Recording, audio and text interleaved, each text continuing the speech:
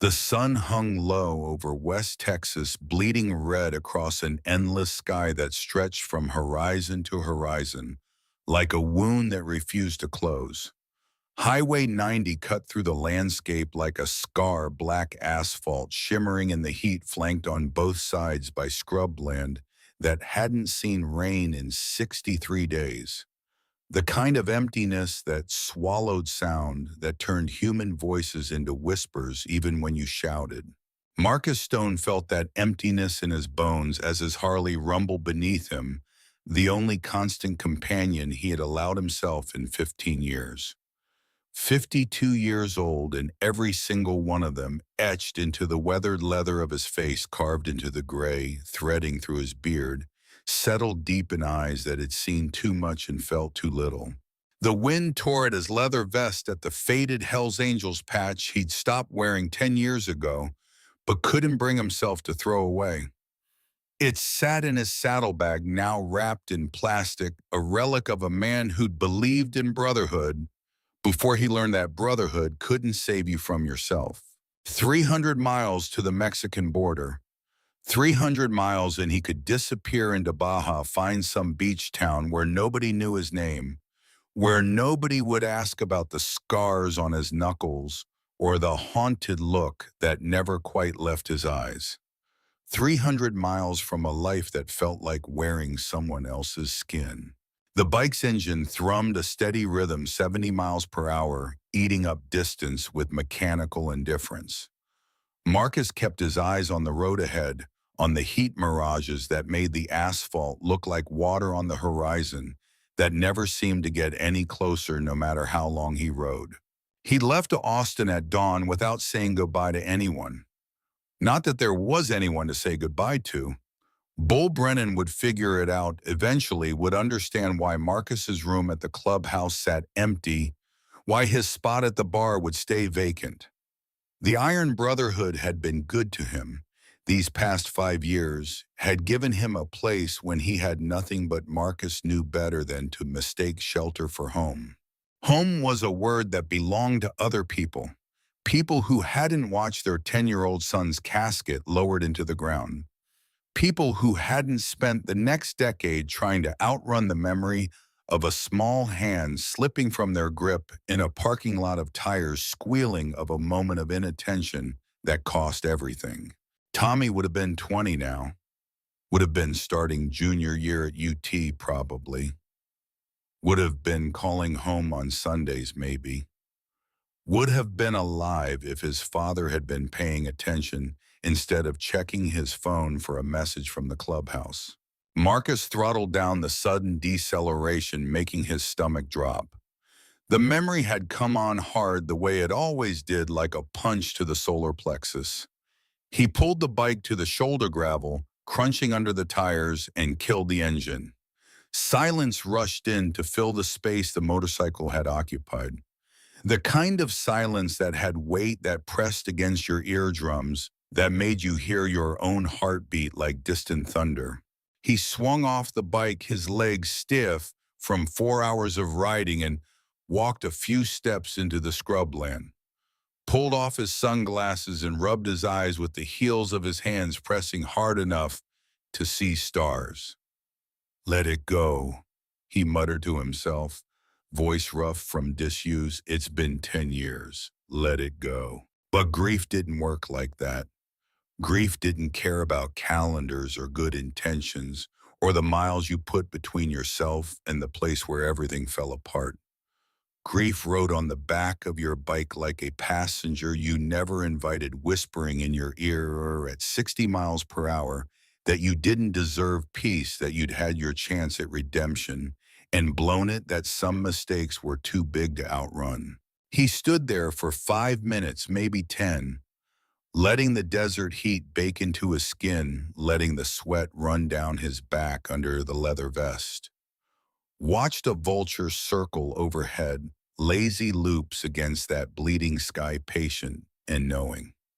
Finally, Marcus turned back to the bike, swung his leg over the seat, and felt the familiar weight settle around him. Kicked the engine to life and felt it rumble through his whole body like a heartbeat borrowed from something stronger than himself. 300 miles to Mexico, 300 miles to disappear. He pulled back onto the highway and opened up the throttle.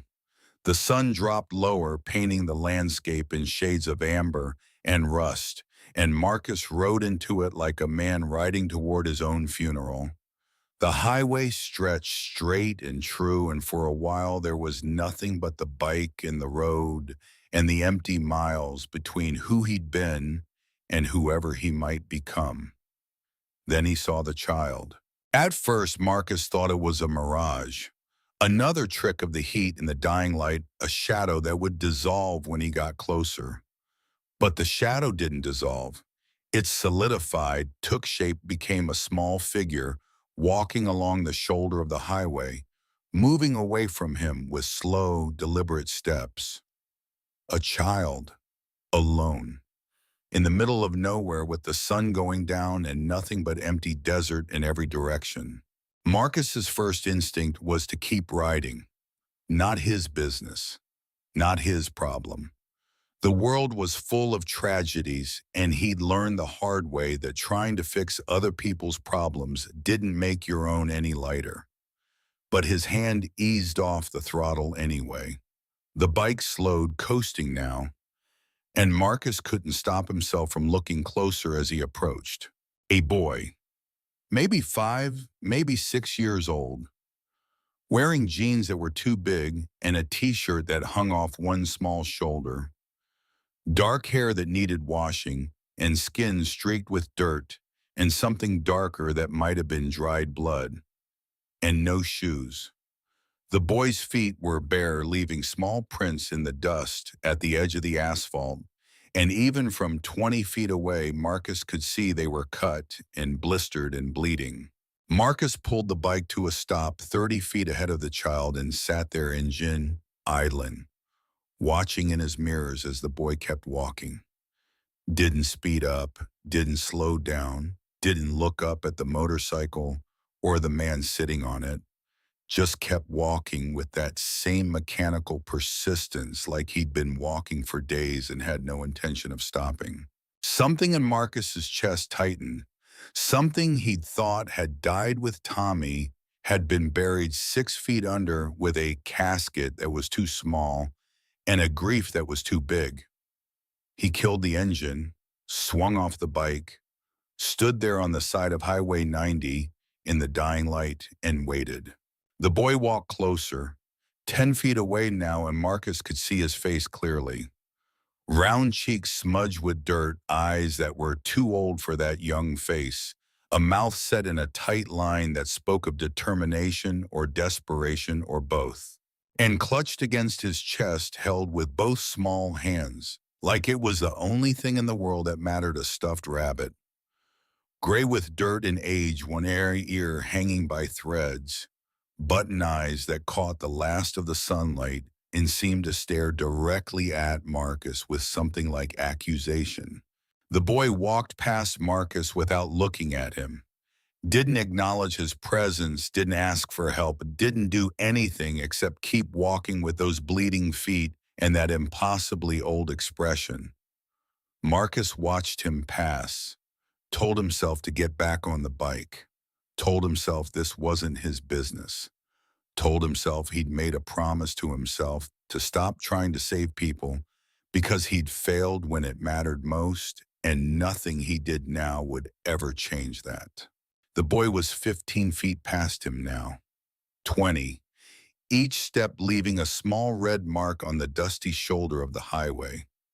God damn it, Marcus breathed.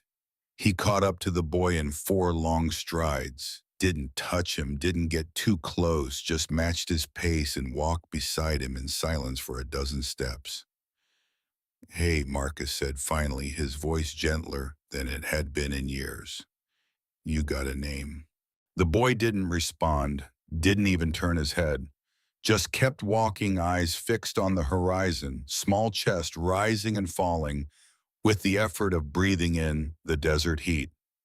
My name's Marcus, he tried again. Where you headed? Nothing. The boy's fingers tightened fractionally on the stuffed rabbit, but otherwise he might as well have been walking alone. Marcus walked beside him for another minute, watching the sun drop lower, watching the boy's feet leave their bloody trail, watching the darkness creep in from the east like something hungry. "Listen," Marcus said, stopping in front of the boy, forcing him to either walk around or acknowledge his presence. "I don't know where you came from or where you're going, but it's getting dark and you can't keep walking like this." The boy stopped, finally looked up at Marcus with eyes that were brown and clear and completely devastatingly empty. The kind of emptiness Marcus recognized because he saw it every morning in his own mirror. This child had seen something. Something bad enough to shut down everything except the animal need to keep moving to put distance between himself and whatever horror sat behind him in the gathering dark. Marcus crouched down, making himself smaller, less threatening. The boy watched him with that same empty expression, not afraid but not trusting either, just waiting. "I'm not going to hurt you," Marcus said quietly. "I promise, but I can't leave you out here alone. It's not safe." The boy's gaze flicked past Marcus to the motorcycle sitting 30 yards behind them. Something flickered in those eyes, not quite interest, but close enough. "You ever been on a bike before?" Marcus asked. A small shake of the head, the first real response. "It's loud," Marcus warned. "Fast, but I'll keep you safe. And I've got water and food back there." He gestured to the saddlebags. "When's the last time you ate?" The boy's throat worked, swallowing hard. His free hand moved unconsciously to his stomach. "Yeah," Marcus said softly. "That's what I thought." He stood up slowly, careful not to make any sudden movements, and reached into his vest pocket, pulled out a protein bar he'd been saving for later, and held it out. The boy stared at the bar for a long moment. Then, moving with careful deliberation, he reached out and took it, his small fingers barely brushing Marcus's palm. "Go ahead," Marcus encouraged. "It's yours." The boy tore open the wrapper with his teeth, still holding the rabbit with one arm, and took a bite, chewed slowly, deliberately, like he was afraid the food might disappear if he rushed. Marcus watched him eat, feeling something crack open inside his chest. Something that felt dangerously close to hope or purpose or the kind of responsibility he'd sworn he'd never take on again. "What's your friend's name?" Marcus asked, nodding at the rabbit. The boy looked down at the stuffed animal clutched against his chest. His mouth moved, forming a word, but no sound came out. "That's okay," Marcus said quickly. "You don't have to talk if you don't want to." The boy finished the protein bar and carefully folded the wrapper, holding it uncertainly until Marcus extended his hand to take it. "Come on," Marcus said, gesturing toward the bike. "Let's get you somewhere safe for the night. We'll figure out the rest tomorrow." The boy looked at him for a long moment, some kind of calculation happening behind those old eyes, then making a decision that would change both their lives in ways neither could imagine. He nodded. Marcus led him back to the Harley, pulled off his leather vest, and wrapped it around the boy's small shoulders. It swallowed him completely, the sleeves hanging past his hands, the bottom nearly dragging on the ground. "Let's roll these up," Marcus said, kneeling again to adjust the sleeves. His hands, scarred and rough from years of mechanical work and bar fights and holding on too tight to things that didn't want to be held, looked enormous against the boy's thin arms. When the vest was secured, Marcus lifted the child carefully and settled him on the motorcycle seat in front of him. The boy's bare feet dangled, not quite reaching the foot pegs. "Hold on to your rabbit," Marcus instructed, swinging on behind him. "And if you get scared, just tap my arm. I'll slow down." He wrapped one arm around the boy's middle, feeling how small he was, how fragile, and felt that crack in his chest widen into something that might have been terror or might have been the first real feeling he'd had in 10 years. The bike roared to life beneath them. The boy went rigid for a moment, then slowly relaxed back against Marcus's chest as they pulled onto the highway heading east, now away from Mexico, away from disappearing towards something Marcus couldn't name but felt pulling at him like gravity. They rode into the darkness, and Marcus held the child close and thought about second chances and whether men like him deserved them. The lights of Austin appeared on the horizon 2 hours later, a sprawl of civilization that looked almost alien after the empty miles of highway. The boy had fallen asleep against Marcus's chest somewhere around mile marker 40, his small body going limp with exhaustion, the rabbit still clutched in his hands. Marcus felt every breath the child took, every slight shift of weight, every moment of trust that this small, damaged soul had somehow decided to place in him. It felt terrifying. It felt like responsibility.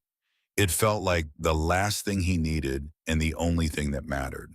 The Iron Brotherhood clubhouse sat on the east side of Austin, tucked between an auto shop and a warehouse, marked only by a battered sign that read Brennan's Garage, and the row of motorcycles always parked out front. Marcus pulled in just after midnight, the bike's engine sounding like thunder in the quiet. Lights came on inside. The front door opened and Bull Brennan filled the doorway, all 6'4" and 260 pounds of him arms crossed over a chest that looked like it had been carved from granite. "Thought you left," Bull said, his voice carrying across the lot. "I did," Marcus replied, killing the engine. "Thought you were headed to Mexico." "I was." Bull's eyes dropped to the small bundle Marcus held. "What the hell is that?" "Found him on Highway 90, walking alone. No shoes, no family." Bull descended the 3 steps from the doorway, moving with surprising grace for a man his size. At 58, he had been running the Iron Brotherhood for 20 years, had built it from a handful of outlaws into something that walked the line between motorcycle club and family. He stopped a few feet from the bike, studying the sleeping child with an expression Marcus couldn't quite read. "This ain't a daycare, Marcus. I know what it is. You bring a kid here, you're asking for complications. Police, child services, the kind of attention we don't need." He had nowhere else to go. Bull was quiet for a moment, still looking at the boy. "What's his name?" "Don't know. He hasn't said a word." Not a word. Nothing.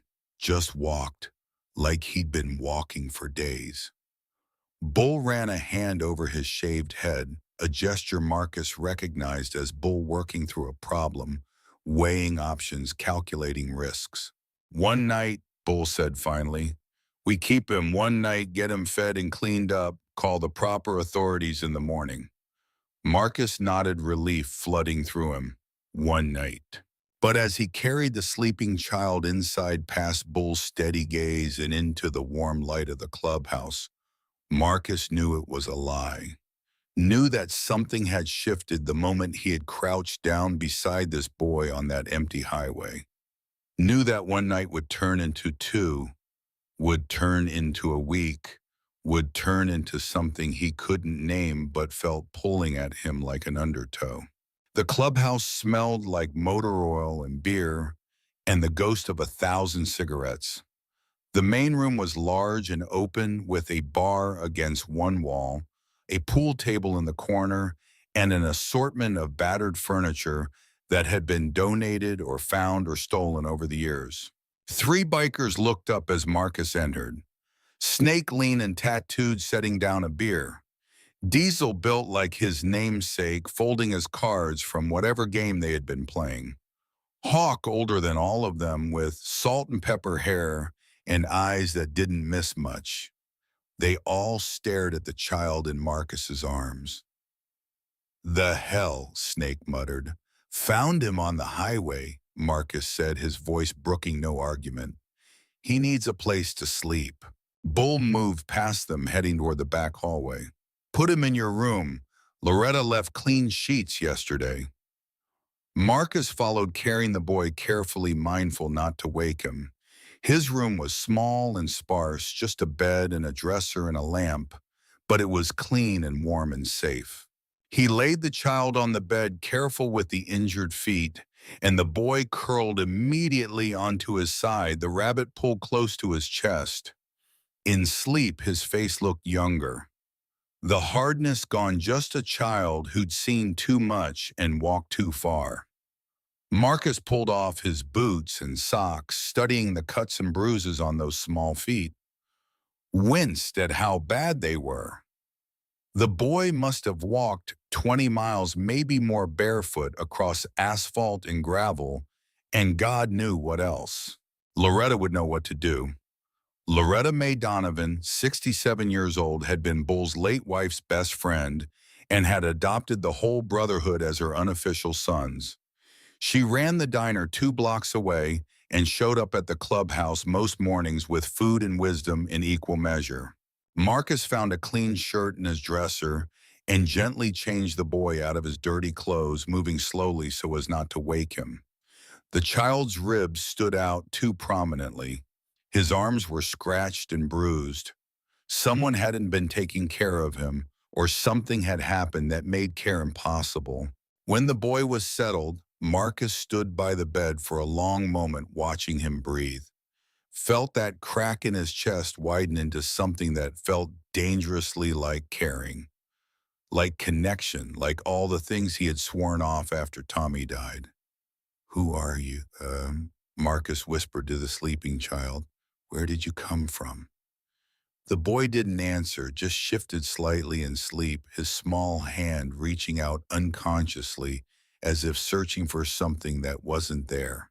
Marcus pulled the blanket over him and left the door slightly ajar, letting light from the hallway spill across the floor. In the main room, Bull stood at the bar pouring whiskey into 2 glasses. The other bikers had cleared out, giving them privacy. "Sit," Bull commanded, pushing 1 glass toward Marcus. They drank in silence for a moment, the whiskey burning, familiar and welcome. "You were supposed to be in Mexico by now," Bull said finally. "Plans changed because of a kid you found on the highway." "Yeah." Bull studied him with eyes that had seen Marcus at his worst, had pulled him back from the edge more times than either of them could count. "This about Tommy?" Bull asked quietly. Marcus's hand tightened on the glass. "Don't. It's a fair question, brother. You see a boy in trouble and suddenly Mexico doesn't matter anymore." "I couldn't just leave him there." "No," Bull agreed. "You couldn't, because despite everything you tell yourself, despite all the ways you try to be the hard ass who doesn't care, you've got a heart that won't let you walk away from people who need help."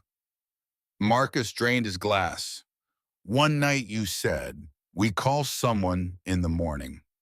That's still the plan." "Yeah." Bull poured them both another shot. "You're a terrible liar, Marcus Stone." They sat there until the whiskey bottle was half empty and the sky outside started to lighten with the first hint of dawn. Bull told stories about the early days of the Brotherhood, about rides through the hill country and bar fights that turned into legends. Marcus listened and let the alcohol soften the edges of thoughts that were too sharp, too dangerous. Finally, Bull stood stretching his back with a series of pops that sounded like gunfire. "Get some sleep," he said. "Morning comes whether you're ready or not." Marcus nodded, pushing away from the bar. His legs felt unsteady, more from exhaustion than drink. He checked on the boy before going to the couch in the corner. Still sleeping, curled around that rabbit like it was the only solid thing in a world gone liquid with loss. Marcus lay down on the couch, still wearing his jeans and t-shirt, and closed his eyes. Sleep came hard and brought dreams of small hands slipping away, of highways that never ended, of chances given and taken and lost. He woke to the smell of coffee and bacon and Loretta May's voice cutting through the morning quiet like a saw through soft wood. Bull Brennan, you tell me right now why there's a child sleeping in Marcus's bed. Marcus sat up, rubbing his face. Sunlight streamed through the windows, painting everything in harsh clarity. His head pounded from too little sleep and too much whiskey. Loretta stood in the middle of the room, hands on her hips, wearing a floral apron over jeans and a t-shirt that read, "I'm not arguing, I'm just explaining why I'm right." Her gray hair was pulled back in a no-nonsense ponytail, and her blue eyes snapped with the kind of maternal fury that had reduced grown men to apologetic children. Bull, sitting at the bar with coffee, looked like he'd rather face a rival gang than this 67-year-old force of nature. "Found him on the highway last night," Bull said. "Marcus brought him in." Loretta's gaze swung to Marcus. "You found a child on the highway alone." "Yes, ma'am. And you brought him here to a biker clubhouse. Didn't seem right to leave him out there." Loretta's expression softened fractionally. She moved to the coffee maker and poured herself a cup with the ease of someone who'd been doing it for years. "This child got a name?" she asked. Hasn't said, hasn't said anything. He hurt. Feet are cut up pretty bad. Looks like he's been walking for a while." Loretta set down her cup with a decisive clink. "Where is he?" Marcus led her to his room. The boy was awake now, sitting up in bed with the rabbit in his lap, eyes wide and watchful as they entered. Loretta stopped in the doorway, her expression transforming from stern to heartbroken in the space of a breath. "Oh, sweetheart," she breathed, moving slowly toward the bed. "Look at you."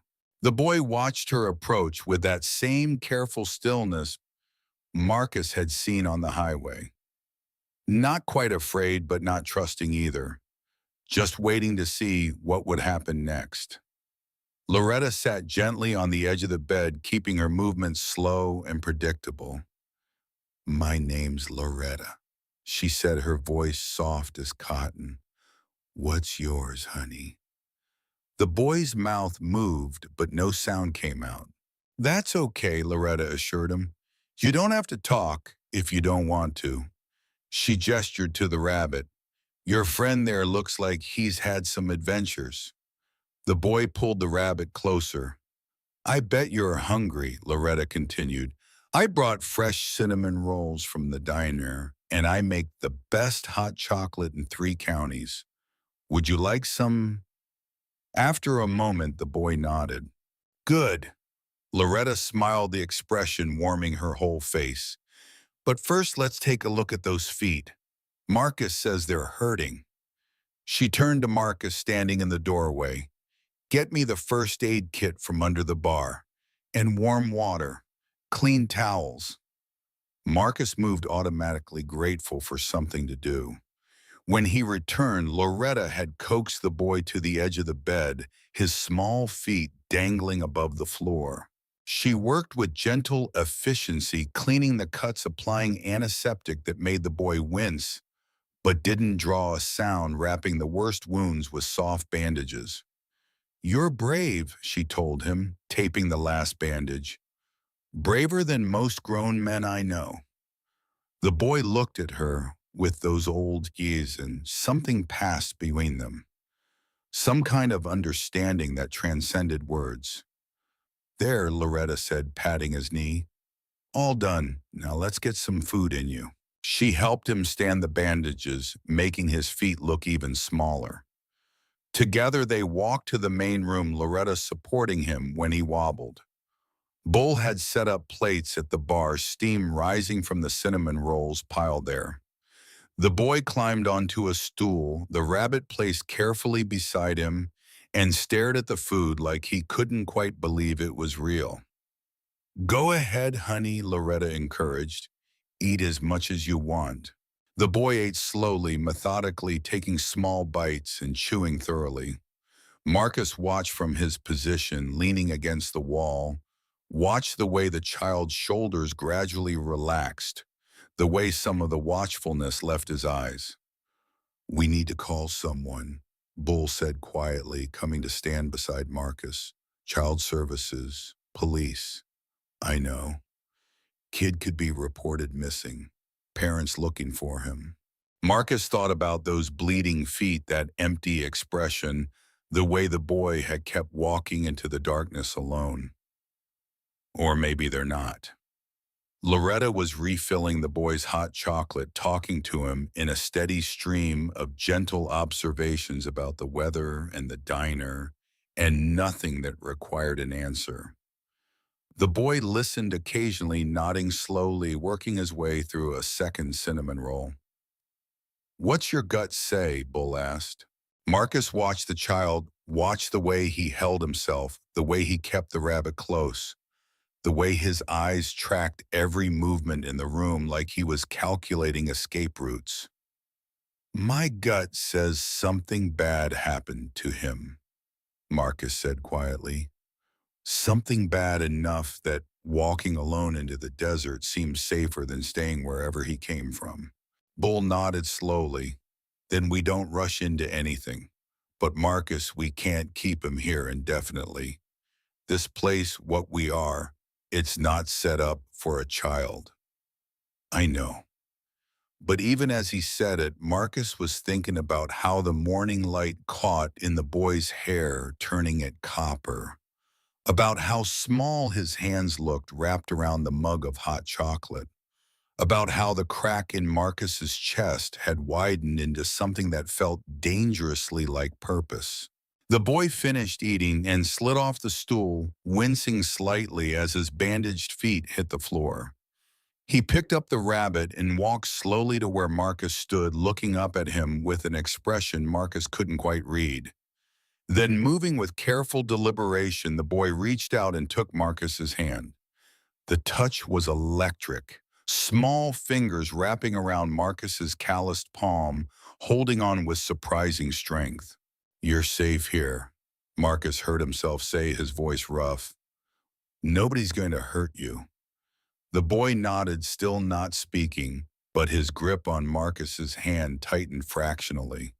Loretta watched from the bar, her eyes suspiciously bright. Bull cleared his throat and suddenly found something interesting to study on the ceiling. "How about we find you some better clothes?" Marcus said, looking down at the child. "And maybe some shoes that fit." Another nod.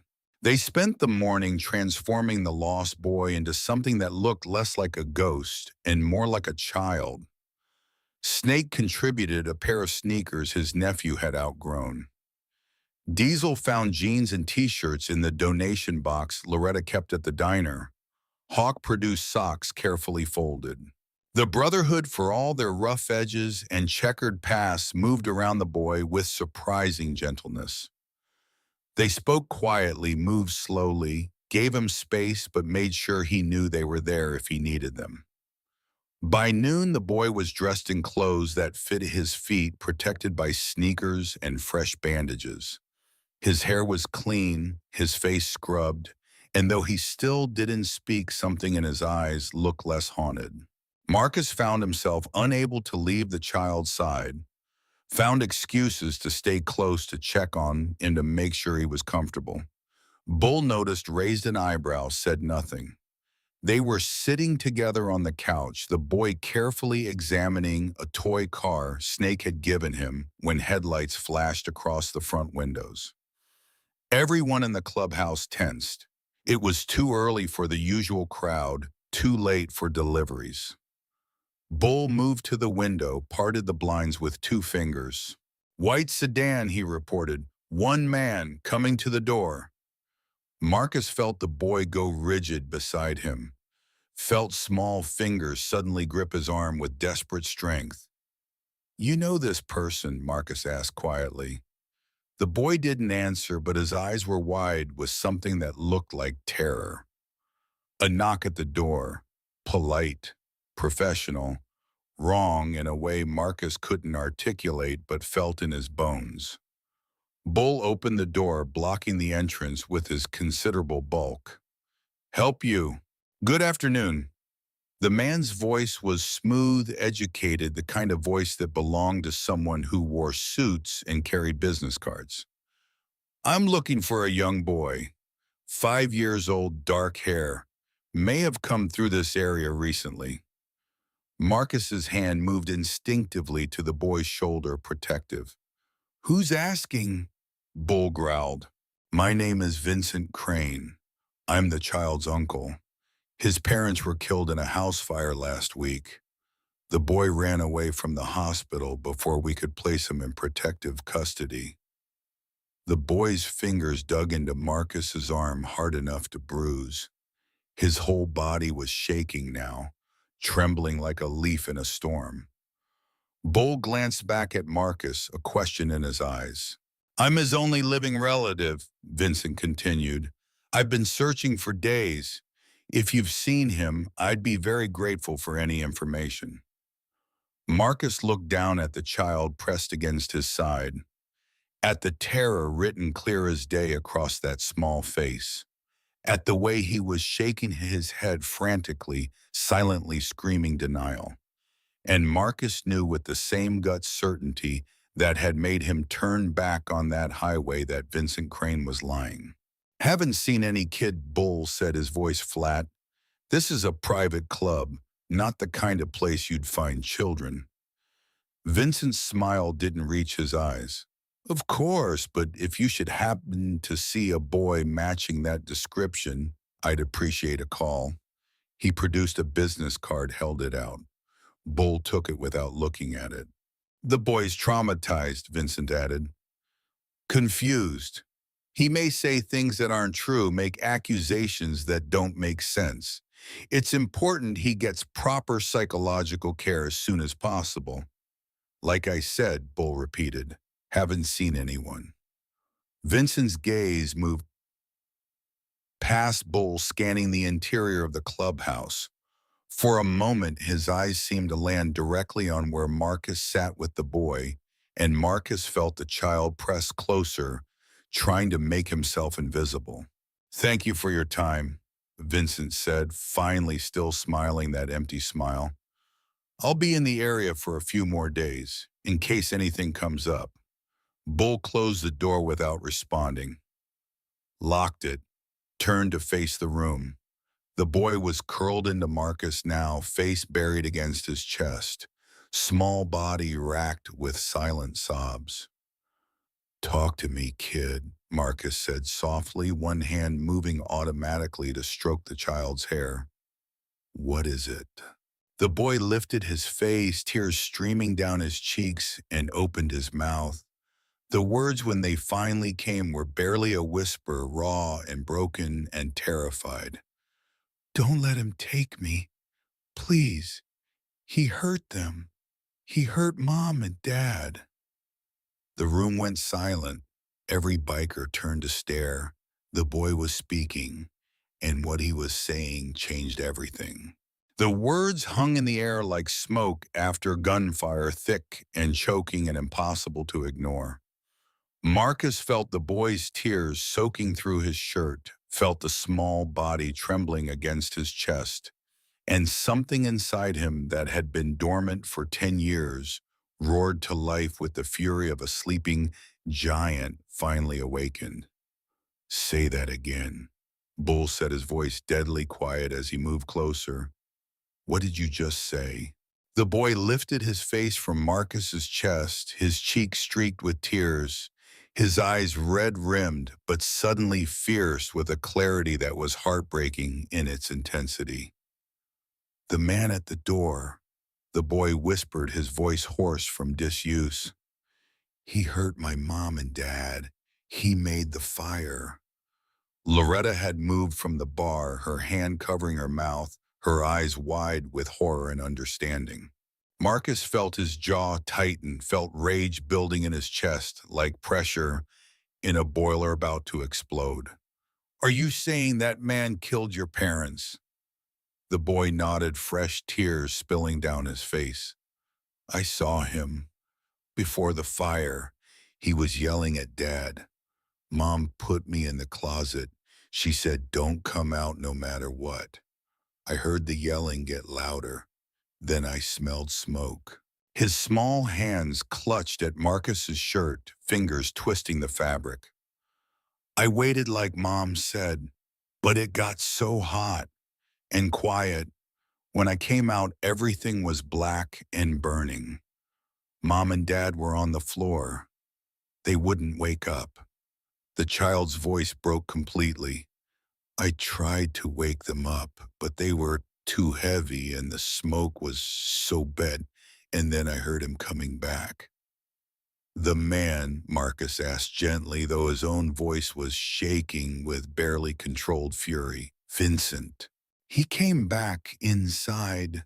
The boy continued, the words tumbling out now like they'd been dammed up too long. I hid under the porch. I could see his feet.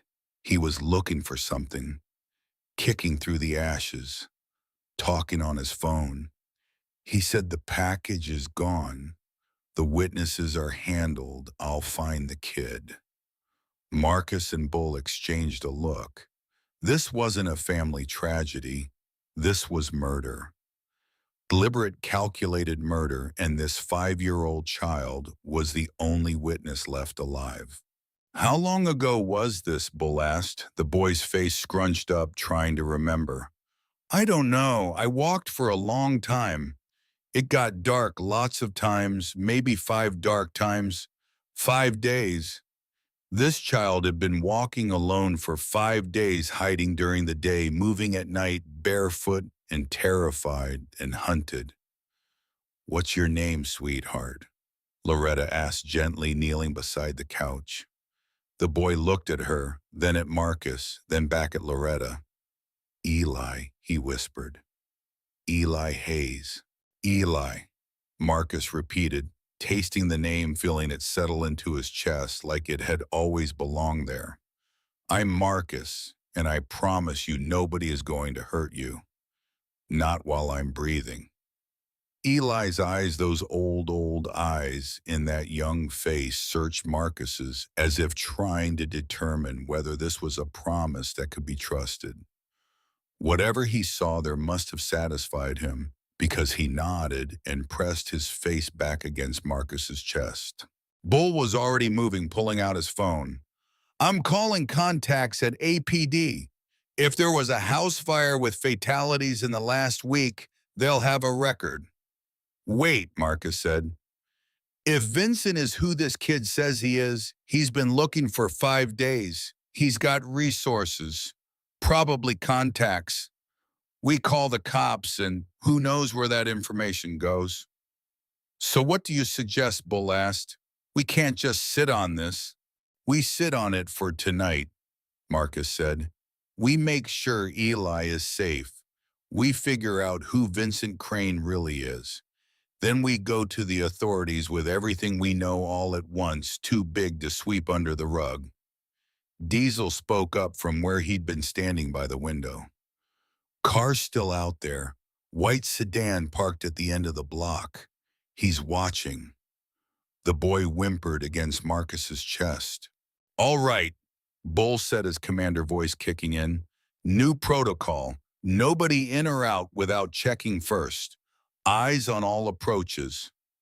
Snake, you're on first watch. Diesel, relieve him in 4 hours. Everyone else, we act normal, but we stay ready. The bikers moved with practiced efficiency, checking weapons, setting up positions, transforming the clubhouse from a casual hangout into a defended position without making it obvious from the outside. Marcus carried Eli back to the bedroom. The boy's arms wrapped around his neck, clinging like Marcus was the only solid thing in a world gone liquid with fear. I've got you, Marcus murmured, his voice low and soothing. You're safe here. I've got you. He sat in the bed with Eli in his lap, the boy's face buried against his shoulder, and felt a profound shift in his understanding of the world. This wasn't random. This wasn't chance. This child hadn't appeared on that highway by accident. Sarah Hayes. The name meant nothing to Marcus yet, but it would. He'd make sure it meant something. He'd make sure whoever Eli's mother was, whatever she'd done or seen or known her death, wouldn't be in vain. Eli, Marcus said softly, I need to ask you something, and I need you to be brave. Can you do that? A small nod against his shoulder. Your mom and dad, do you know what they saw, what Vincent wanted? Eli pulled back slightly, his face blotchy from crying. Dad worked for an oil company. He went to a big building one night for a meeting. Mom went with him. They saw something bad. What kind of bad? I don't know exactly, but Dad came home scared. He kept saying we have to tell someone, and Mom said they'll kill us if we do. They argued a lot, and then the man came. Marcus felt ice forming in his veins. Vincent came to your house before the fire. Eli nodded. He was nice at first.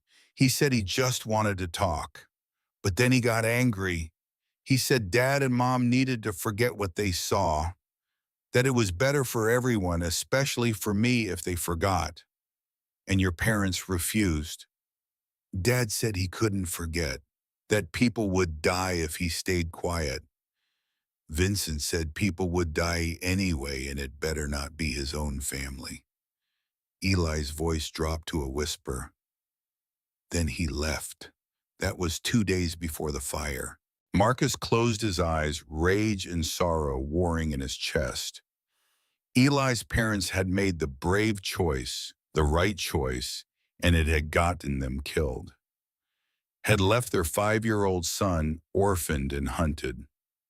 Your mom, Marcus said carefully. What was her name? Sarah. Sarah Hayes. Sarah. The name echoed in Marcus's mind, and suddenly he was somewhere else. 5 years ago, maybe 6. Route 90 in the dark, his motorcycle sliding out from under him on gravel. He hadn't seen the world tumbling, and his body hitting asphalt hard enough to crack ribs. A woman's voice. Oh God, you're bleeding. Don't move. I'm calling for help. Gentle hands checking him over. A face he couldn't quite focus on through the pain and the concussion. You're going to be okay. I promise, you're going to be okay. The hospital later, the nurse saying a woman had brought him in, had paid his bill in cash, had left before he'd even woken up. No name, no contact information. Just gone like an angel who'd appeared long enough to save his life and then vanished. Could it be? Could Eli's mother be the same woman who'd saved Marcus 5 years ago? It seemed impossible. But then again, finding a 5-year-old boy walking alone in the desert seemed impossible too, and yet here they were. Your mom, Marcus asked, his voice rough, did she ever talk about helping people, maybe someone she helped before?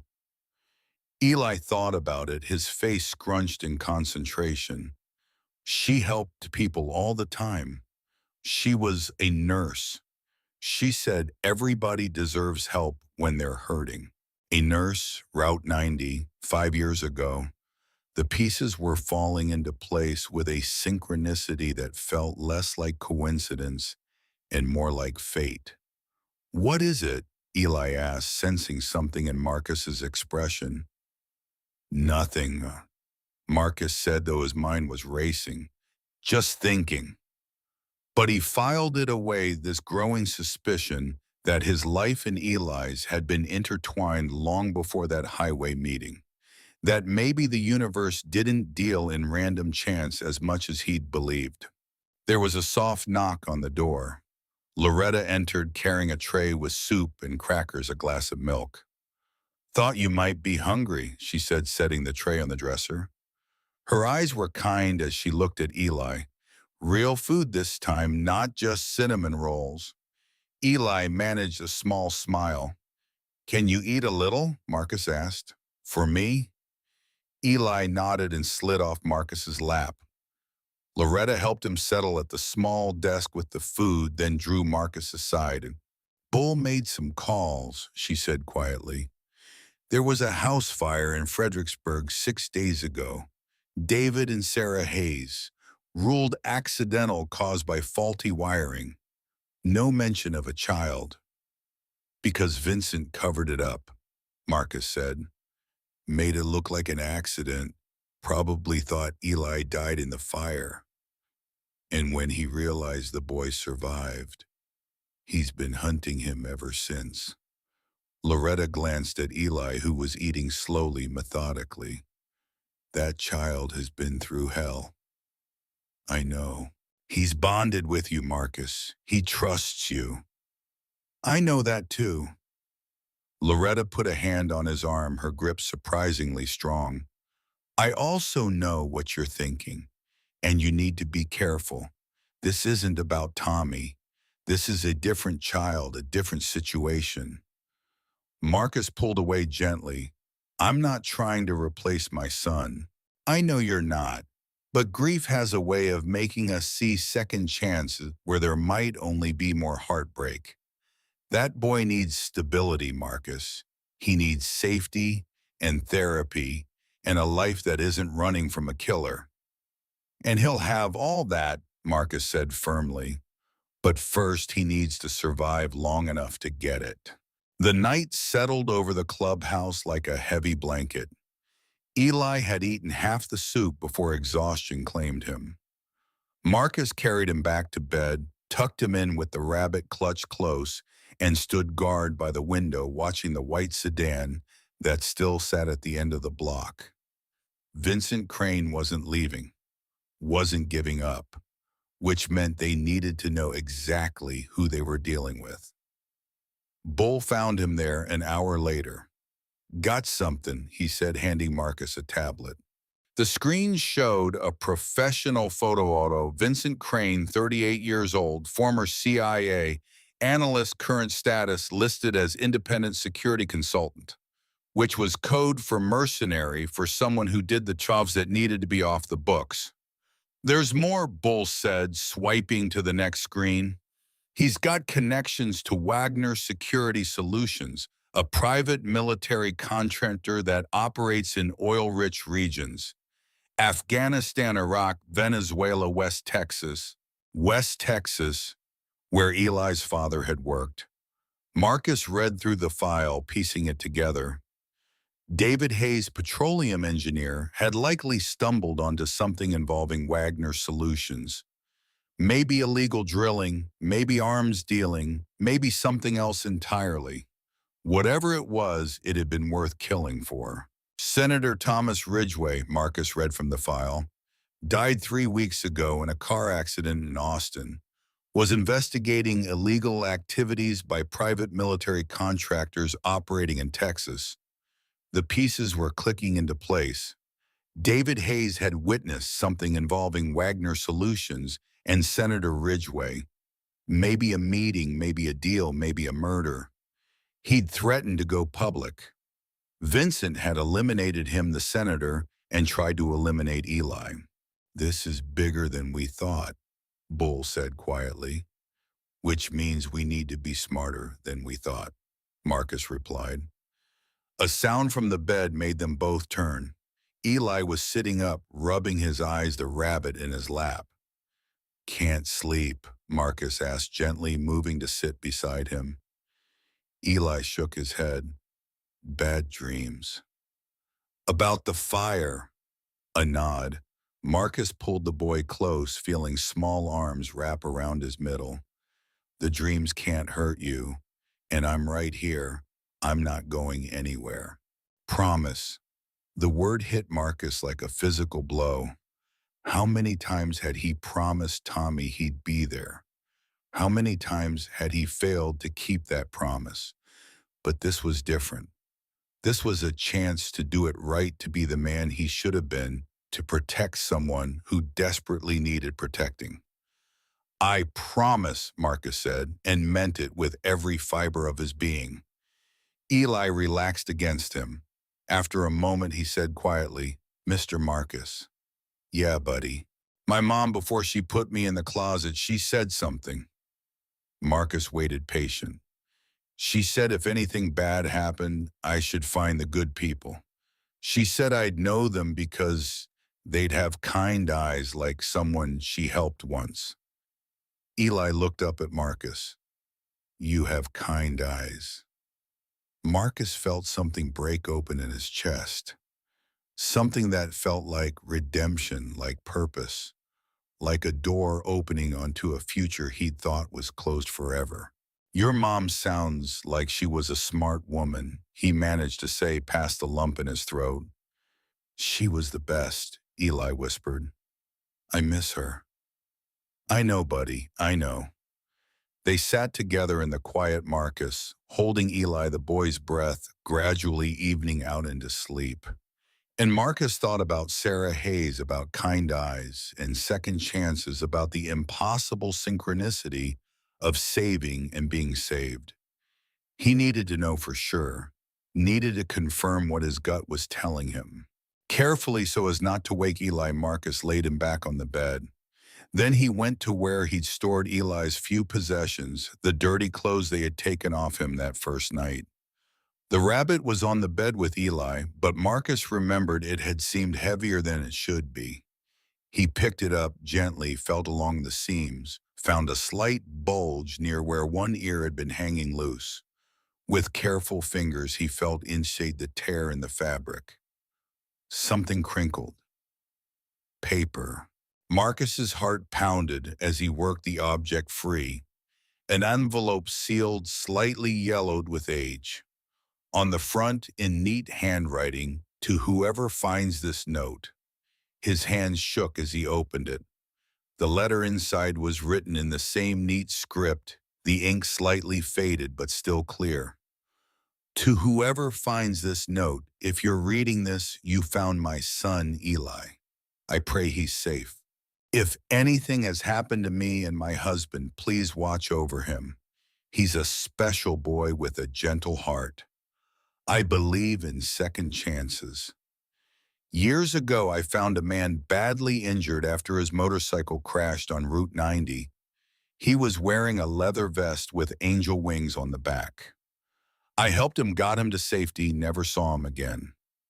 I didn't need thanks. Just knowing he survived was enough. I've always believed that kindness comes back to you. If you're one of those bikers, maybe this is that kindness returning. Maybe you're the one I helped. Or maybe you know him. If anything happens to me, I pray someone like you finds my boy. Someone strong enough to protect him, but gentle enough to love him. His name is Eli. Please tell him his mother loves him always. Sarah Hayes. Marcus read the letter 3 times, his vision blurring with tears he hadn't shed in a decade. The angel wings, Route 90, the crash. It was her. Sarah Hayes had saved his life 5 years ago, and now her son had walked into his life like destiny, delivering a debt to be repaid. But it was more than debt, more than obligation. Looking at Eli sleeping peacefully now, rabbit clutched close, Marcus felt something he hadn't felt since Tommy died. He felt like a father. I'll keep him safe, Marcus whispered to the ghost of Sarah Hayes. I swear on my life I'll keep your son safe. He carefully folded the letter and put it in his pocket next to his heart. Then he settled into the chair beside the bed, keeping watch through the night while Eli slept. Outside, the white sedan remained. Vincent Crane was patient, Marcus would give him that. But patience only worked when your opponent made mistakes, and Marcus had no intention of making any. The next 2 weeks passed in a strange rhythm of normalcy punctuated by vigilance. Eli slowly began to open up his silence, giving way to quiet conversation. He talked about his parents, his memories, a mixture of grief and love that broke Marcus's heart and healed it in equal measure. Loretta became a fixture, bringing meals, teaching Eli to bake cookies, providing the gentle maternal presence the boy desperately needed. The bikers surprised Marcus with their adaptability. Snake taught Eli to play cards. Diesel showed him how to change motorcycle oil. Hawk, the quietest of them all, spent hours with Eli doing jigsaw puzzles, patient and unhurried. Vincent's surveillance continued but became less obvious. The white sedan disappeared, replaced by more subtle watchers. Bull's contacts identified at least 3 different people keeping tabs on the clubhouse at various times. "He's waiting for us to let our guard down," Bull said one evening while Eli was in the back room watching cartoons with Snake. "Then we don't let our guard down," Marcus replied. But the waiting was taking its toll. They couldn't keep Eli hidden forever. Eventually, they'd need to go to the authorities with everything they knew. But every law enforcement contact Bull reached out to came back with the same message: tread carefully. There are powerful people involved. Wagner Solutions had deep pockets and deeper connections. Taking them on would require irrefutable evidence and protection they didn't currently have. The breakthrough came from an unexpected source. Loretta arrived one morning with more than just breakfast. She had a determined look on her face and a memory stick in her hand. "You need to see this," she said, gathering Marcus, Bull, and the other senior members. On the laptop screen, she pulled up files that looked like they'd been copied from official records. "My nephew works IT for the county. He owed me a favor. These are the full investigation files from the Hayes fire." Marcus leaned in, reading quickly. The official ruling was accidental, but the investigators' notes told a different story. "Accelerant detected in multiple locations. Pattern inconsistent with electrical fire. Recommended further investigation." "Recommended to who?" Bull asked. Loretta scrolled down. "Fire marshal, who closed the case the same day, on orders from someone in the state attorney general's office." "Let me guess," Marcus said bitterly. "Someone with connections to Wagner Solutions." "Not just connections," Loretta said.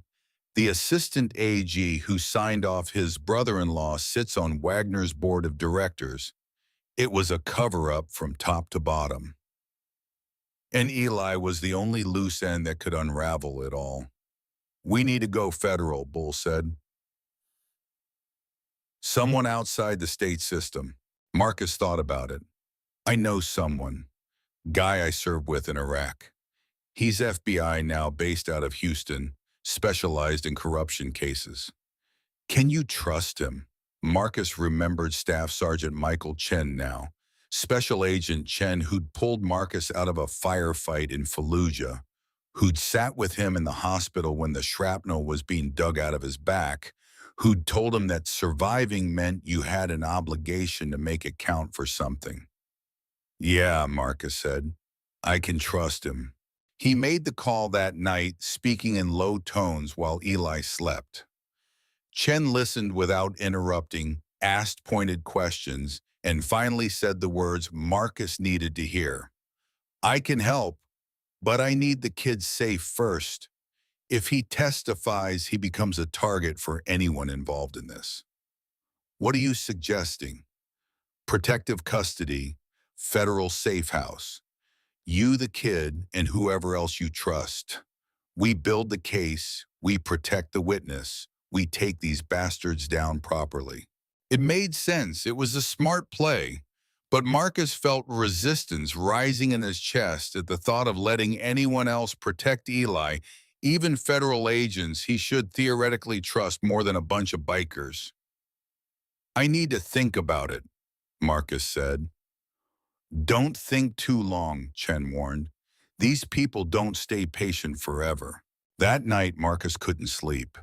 He sat in the chair watching Eli, watching the gentle rise and fall of the boy's chest, and tried to figure out the right move. Eli woke around 3 in the morning, disoriented and afraid from another nightmare. Marcus was there immediately, scooping him up, holding him close. "It's okay," he murmured. "You're safe. I'm here."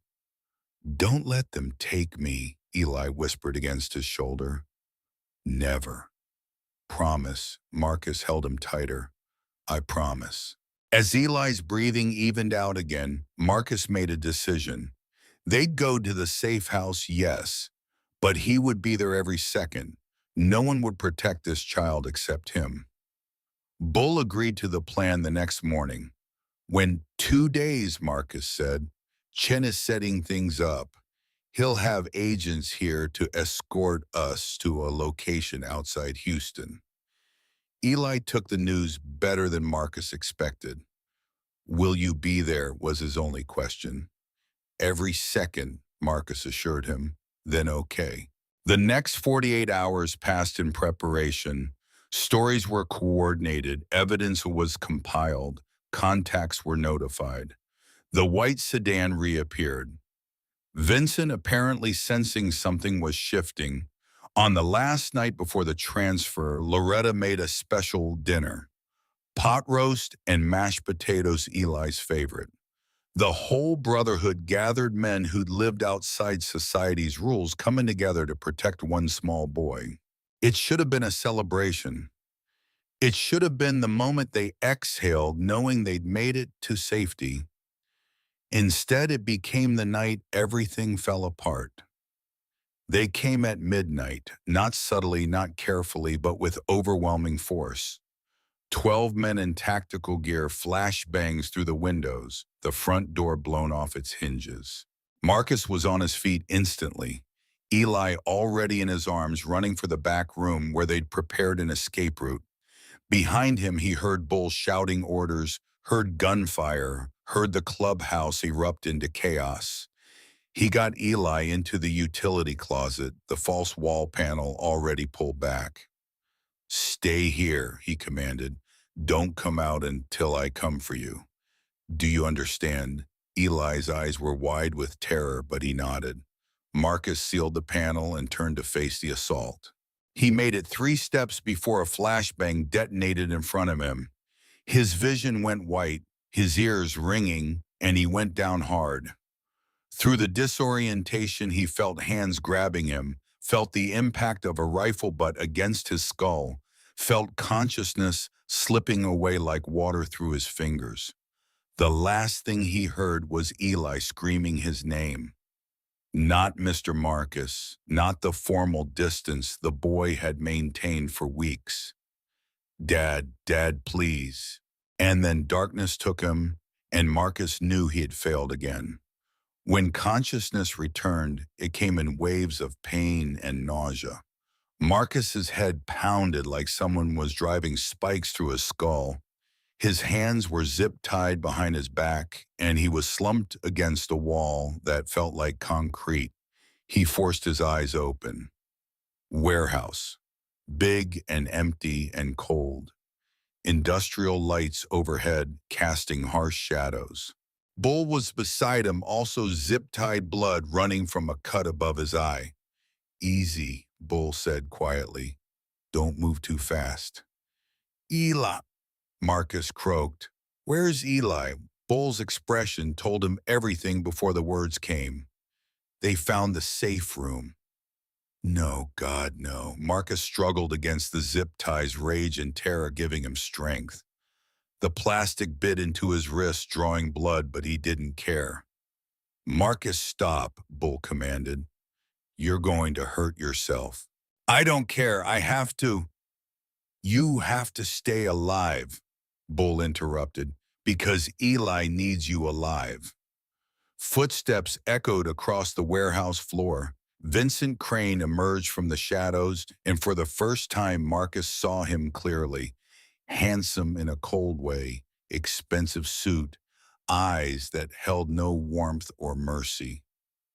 Mr. Stone, Vincent said pleasantly, as if they were meeting at a business lunch. We finally have a chance to talk. Where is he? Marcus demanded. Where's Eli? Vincent smiled. The boy is safe for now. His continued safety depends entirely on your cooperation. What do you want? I want you to understand the situation. Vincent pulled up a metal chair and sat crossing his legs casually. David and Sarah Hayes witnessed something they shouldn't have. They made the unfortunate decision to consider going public with that information. I couldn't allow that. So you murdered them. I neutralized a threat to national security, Vincent corrected. The work Wagner Solutions does is vital to American interests abroad. One dead senator and two civilians are acceptable losses in the larger picture. Marcus felt sick. National security. You're a hired killer working for war profiteers. I'm a patriot doing what needs to be done, Vincent said. And the scary thing was he seemed to believe it. The boy is simply an unfortunate complication. If his parents had died in the fire as planned, this would all be over. He's 5 years old. He's a witness who can identify me, who can connect me to the Hayes fire and by extension to Senator Ridgway's accident.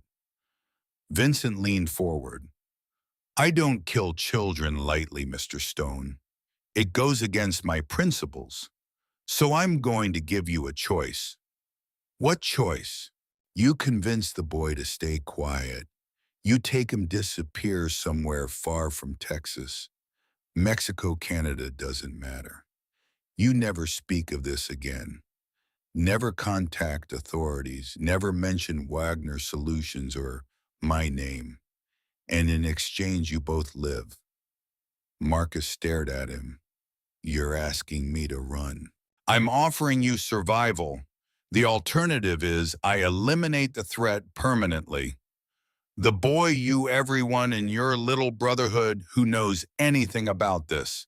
I have the resources and the authorization. Bull won't let you walk out of here, Marcus said. Vincent gestured and Marcus saw for the first time the other men positioned around the warehouse. 6 of them armed professional. And Bullsnake Diesel and Hawk all zip-tied, all helpless. Your friends are brave, Vincent acknowledged. But bravery only gets you so far against superior firepower and training. A sound from the far end of the warehouse made Marcus's heart stop. A door opening, a smaller figure being pushed into the light. Eli. The boy's hands weren't tied, but 2 armed men flanked him. His face was streaked with tears, his eyes searching desperately until they found Marcus. Dad, Eli called out, his voice breaking. Marcus felt something inside him shatter and reform harder, sharper, deadlier than it had ever been. Don't hurt him, Marcus said, his voice deadly quiet. Whatever you want, whatever you need, don't hurt that child. Vincent stood, straightening his suit jacket. Then we have an understanding. You take the boy, you disappear, you stay disappeared. Otherwise, he let the threat hang. One of Vincent's men approached, pulled out a knife and cut Marcus's zip ties, then moved to Bull and did the same for all of them. You have 24 hours to be out of Texas, Vincent said. After that, I can't guarantee your safety, or his. He walked toward the door, his men following.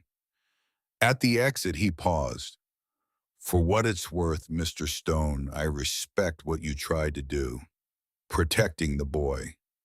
Noble, even if ultimately futile. Another life, we might have been friends. In another life, Marcus said coldly, I would have killed you the first time you came near that kid. Vincent smiled unperturbed and left. The moment the door closed, Eli ran.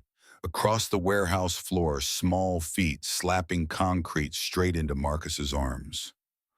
Marcus caught him, held him so tight he was afraid he might hurt him, felt the boy's tears soaking his shirt, and didn't care about anything except the fact that Eli was alive.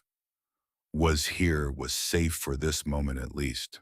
I've got you, Marcus whispered fiercely. I've got you, son. I'm so sorry.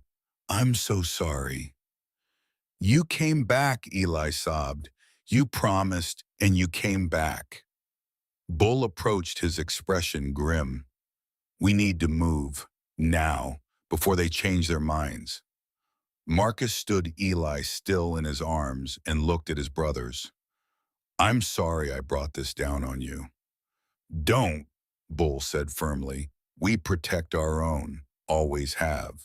They made their way out of the warehouse into pre-dawn darkness. Their motorcycles were gone, their weapons confiscated, but they were alive. Loretta was waiting in her car 2 blocks away, having gotten Bull's emergency signal. She took one look at Eli and Marcus's arms and started crying. Get in, she said, all of you. As they drove away, Marcus held Eli close and stared out the window at the passing streets. Vincent had given them a choice, but it wasn't really a choice at all. Run and live in fear forever, always looking over their shoulder, or fight back and probably die. Marcus had spent 10 years running from Tommy's death, from responsibility, from connections that might hurt. He was done running. Bull, he said quietly, call Chen. Tell him we're ready to do this properly. Marcus Vincent said, I don't care what Vincent said. Marcus looked down at Eli, who had finally fallen asleep in his arms, exhausted from terror and tears. This child deserves justice. His parents deserve justice. And I'll be damned if I spend the rest of my life teaching him that running is the answer. Bull was quiet for a moment, then nodded. Chen, it is. It's going to be dangerous, Loretta warned from the driver's seat. It already is dangerous, Marcus replied. At least this way we fight back. Eli stirred in his sleep, his small hand gripping Marcus's shirt, and Marcus made a silent promise to Sarah Hayes, to her son, to the man he'd failed to be for Tommy. This time he wouldn't fail. This time he'd be the father this child needed, the protector this child deserved. Whatever it cost him. Dawn broke over Houston with the kind of aggressive brightness that felt personal, that made Marcus's sleep-deprived eyes ache as he watched it through the safe house window. 48 hours since the warehouse. 48 hours since Vincent's ultimatum. 48 hours of driving south of burner phones and careful routes of Special Agent Michael Chen, orchestrating their disappearance into federal protection like a magic trick performed in reverse. The safe house sat in a quiet suburb, the kind of place where neighbors minded their business and strangers stood out. 2-story colonial beige siding lawn that needed mowing. Utterly forgettable, which was exactly the point. Inside, Eli slept on the couch wrapped in a blanket Loretta had brought his rabbit tucked under one arm. The boy had barely spoken since the warehouse, retreating back into the silence that had defined their first days together. Marcus understood. Words felt inadequate for what they had been through. Chen sat at the kitchen table, laptop open, surrounded by file folders that had accumulated over 2 days of intensive investigation. At 43, he still carried himself like the Marine. He'd been compact and economical in his movements, dark eyes that missed nothing. Coffee's fresh, Chen said without looking up from a screen. Marcus poured himself a cup, black and strong enough to strip paint. His hands were steady despite 2 days of minimal sleep. Bull had taught him that trick years ago: when everything's falling apart, control what you can control. Breathing, posture, the small rituals that keep you grounded. Tell me you found something, Marcus said. Chen leaned back, rubbing his eyes. I found a lot of somethings. Question is whether any of it's enough to bring down Wagner Solutions and Vincent Crane. He turned the laptop to face Marcus. On the screen, a web of connections, names, dates, transactions. Wagner Solutions at the center, like a spider in its web, tendrils reaching into government contracts, oil companies, private security firms. Senator Thomas Ridgway was investigating Wagner for illegal weapons sales to foreign militias, Chen explained. He had testimony from 3 whistleblowers' documents proving Wagner was arming both sides in regional conflicts to drive up demand for their services. Classic war profiteering. And they killed him for it. Car accident officially, brake failure on a mountain road. Very convenient. Chen pulled up another file. This is where David Hayes comes in. He was a petroleum engineer for Blackstone Energy. 6 weeks ago, he was called in for a late-night meeting at their Houston headquarters. Marcus leaned in, reading the incident report David had filed with his supervisor the next day. He walked in on a meeting between Wagner executives and Blackstone's CEO. They were discussing a plan to sabotage a competitor's rig in the Gulf, make it look like an accident, drive up oil prices. And David Hayes, being a man of conscience, told his wife. Sarah convinced him they needed to report it, but before they could, Wagner found out they knew. Vincent Crane.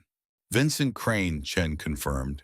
Ex-CIA specializing in wet work that needed plausible deniability.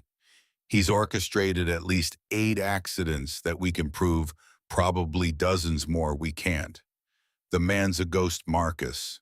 No fingerprints, no witnesses. Until now. Until Eli. A 5-year-old boy who'd seen too much and survived when he shouldn't have. What's our move? Marcus asked. Chen pulled up another file, this one marked with classification stamps. I've been building a task force.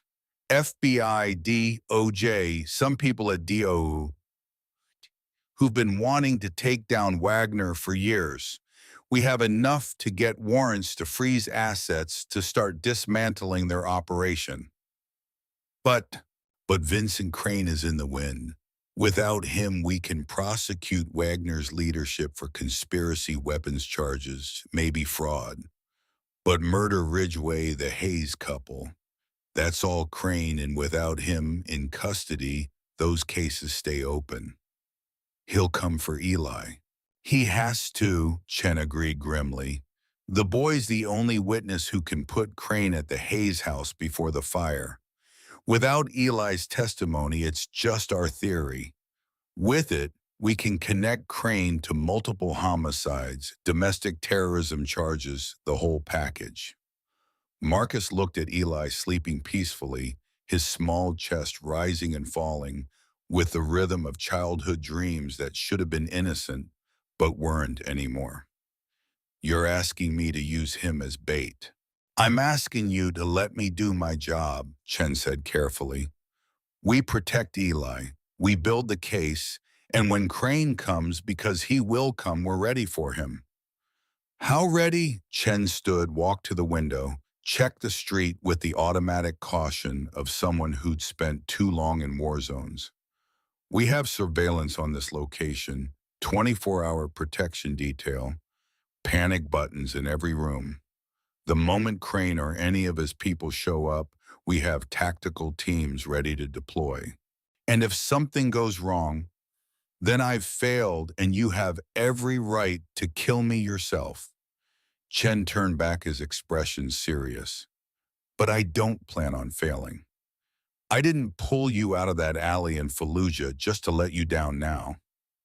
Marcus remembered that alley, remembered the firefight, the panicked Chen dragging him behind cover while rounds pinged off concrete all around them. Remembered Chen saying through the chaos, I got you, brother. I got you. Some debts never got repaid, just acknowledged and honored.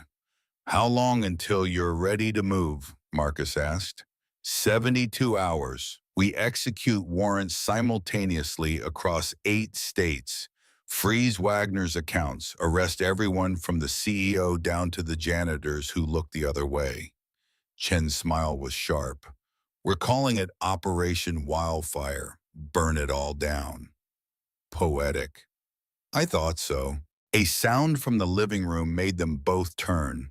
Eli was sitting up, rubbing his eyes, the blanket pulled around his waist. He saw Marcus and immediately relaxed the tension, leaving a small shoulders. "Hey, buddy," Marcus said, moving to sit beside him. "How'd you sleep?"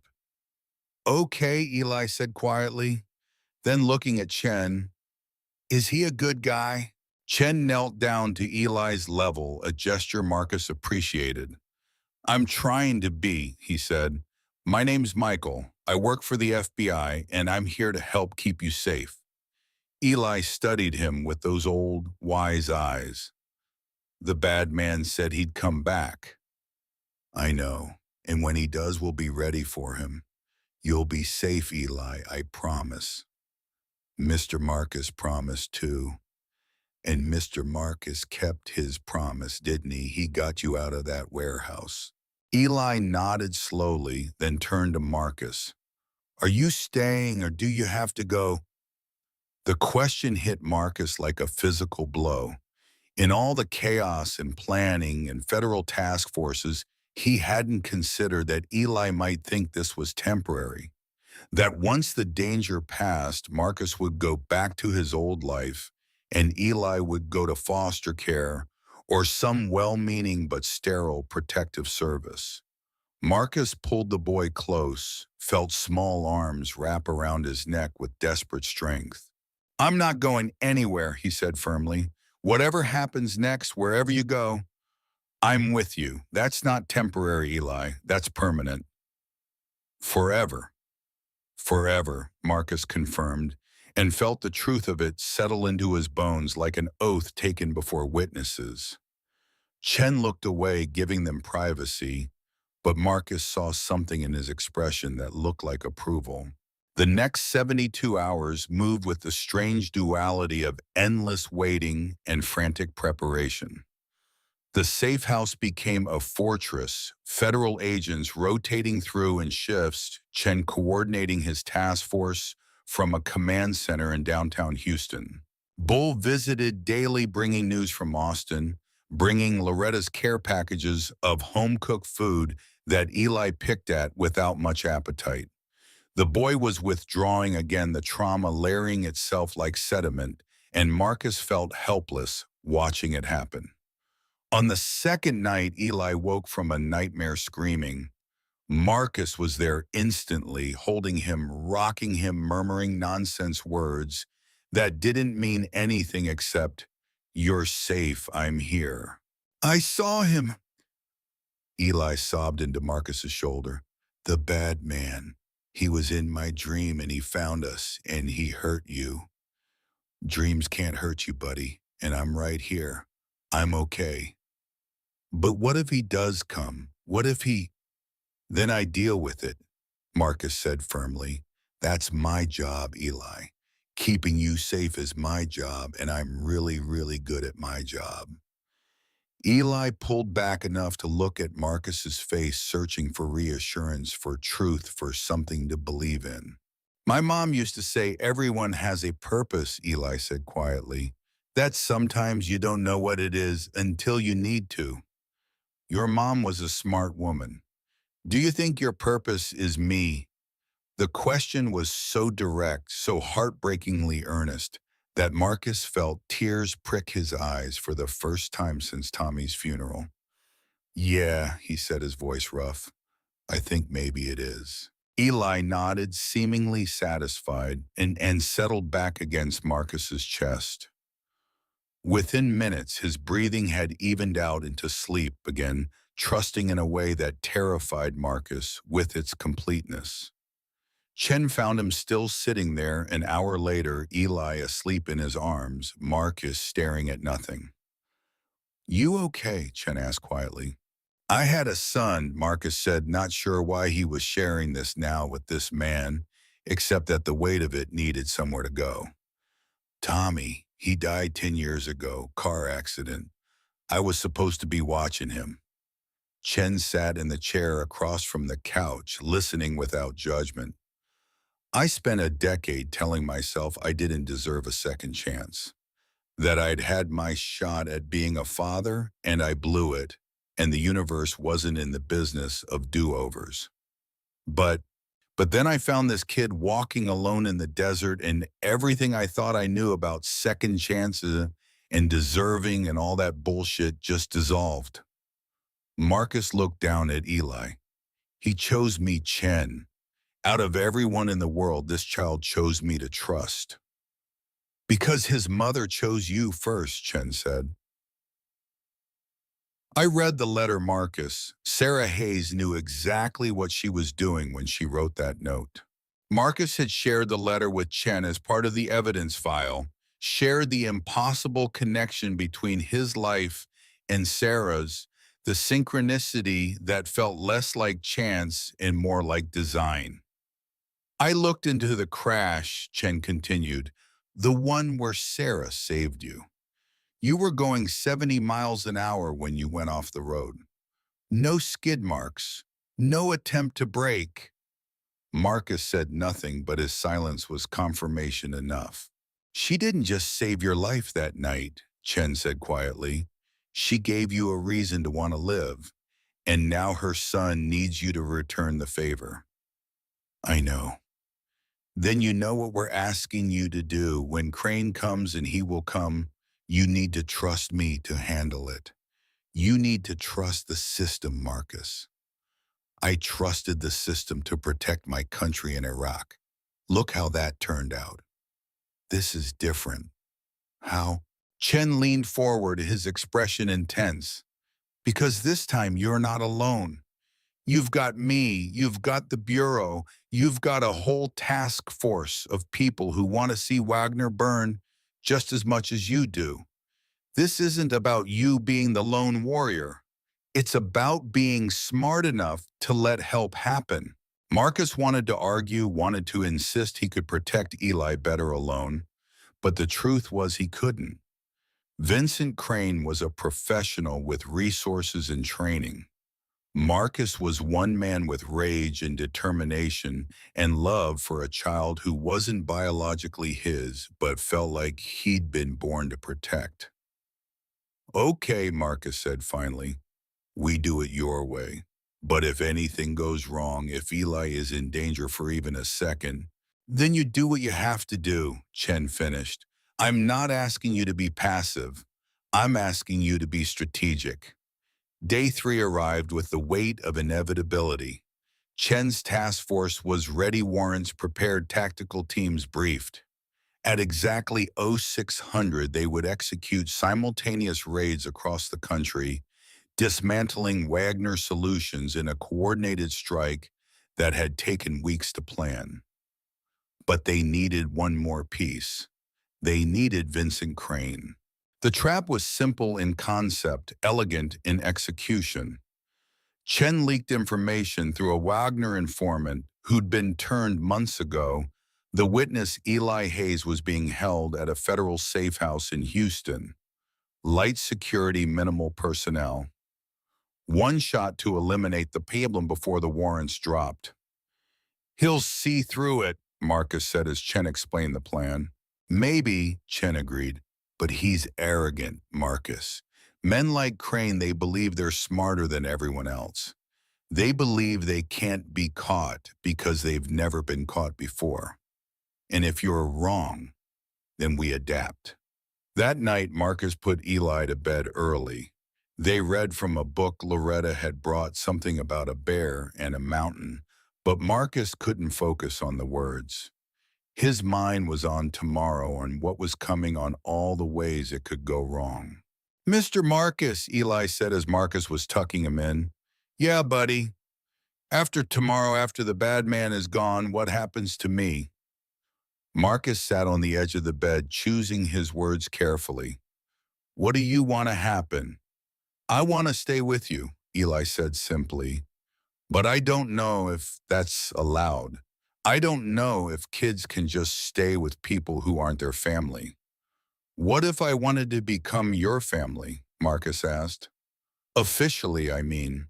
What if I wanted to adopt you? Eli's eyes went wide. You mean like be my real dad? You'd be my real son. Papers and everything. Legal and permanent. Would I have to change my name? Only if you wanted to, you could stay Eli Hayes or you could be Eli Stone or something in between. Your choice. Eli was quiet for a long moment processing this. Then in a small voice, what about my mom and dad? My first ones. Would I be forgetting them? Marcus felt his heart break a little. Nobody. Never. They'll always be your parents, your first parents, the people who loved you and gave you life. But love doesn't run out. You can love them and also love new people. It doesn't make either love less real. Did you love your first son, Tommy? The name spoken by this child in this moment should have hurt. Instead, it felt like healing. I love Tommy more than anything in the world, Marcus said honestly, and losing him almost destroyed me. But you know what I learned? Love doesn't die just because people do. It stays and it grows, and sometimes it finds new places to live. Tommy will always be my son. And you, his voice caught, you can be my son too, if you want. Eli sat up and wrapped his arms around Marcus's neck. I want that. I want that so much. They held each other in the quiet, and Marcus felt pieces of himself that had been broken for a decade finally start to fit back together. Not perfectly, not like nothing had happened, but better. Whole enough to be the father this child needed. Tomorrow's going to be scary, Marcus said, pulling it back to look at Eli's face. The bad man might come. There might be loud noises and a lot of people moving fast. But I need you to remember something. What? I will never, ever let anything happen to you. Do you believe me? Eli nodded, his eyes serious. I believe you, Dad. The word hit Marcus like electricity. Not Mr. Marcus. Not Marcus. Dad. Say it again, Marcus whispered. Dad, Eli repeated, smiling now. That okay? That's more than okay, son. That's perfect. They settled back down, Eli eventually drifting off with the rabbit clutched close and Marcus keeping watch from the chair beside the bed. Tomorrow would come whether they were ready or not. Vincent Crane would make his move, and everything they'd worked for, everything they'd survived, would come down to whether Chen's plan worked and whether Marcus could do what he'd promised keep Eli safe. He thought about Sarah Hayes, about the letter she'd written, about her belief in second chance and kindness returning. He thought about Tommy, about the father he'd failed to be, about the father he was becoming. And he thought about Eli, this remarkable child who'd walked alone through the desert and chosen to trust a broken biker with kind eyes, who'd given Marcus a reason to want to live again. I won't let you down, Marcus whispered to all of them. Era Tommy, Eli. I swear it. The night passed slowly, each hour marked by checks from the security detail, by Chen's periodic updates, by the weight of what was coming, settling heavier on Marcus's shoulders. When dawn broke on day 4, it came with gunfire. The first shots shattered the pre-dawn quiet at 04:30, 2 hours before the planned raids, catching everyone off guard.